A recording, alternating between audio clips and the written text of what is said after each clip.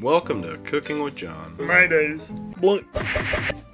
Hot dog. the cooking show where I show you half the steps of how to cook something that looks really good. You don't mean that. The oil of the olives. Truffle salt. Powered by meatstew.com.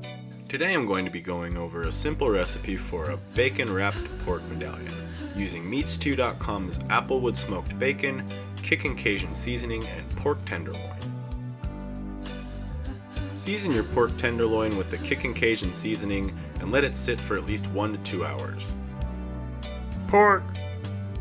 Cut your pork tenderloin into 2 to 2.5 inch slices. See? Now time for the bacon. Bacon. Wet toothpicks.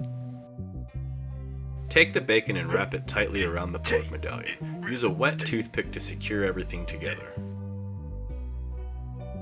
That's what it's supposed to look like.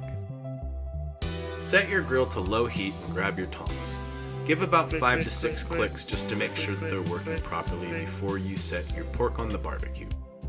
Now go ahead and set your pork on the barbecue. Now the key here is to cook them low and slow. You don't want the bacon to get too hot and drip fat down, causing a flare-up.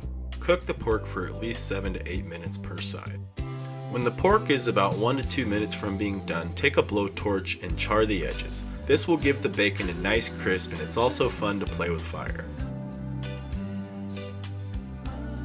Oh, look at that. Now you should be able to cut this pork with a fork because it's so tender. One thing to remember is to make sure to remove the toothpicks. As you can see, I didn't do that here. Whose man is this? And that is a pork tenderloin medallion wrapped in bacon, powered by meatstew.com, from John.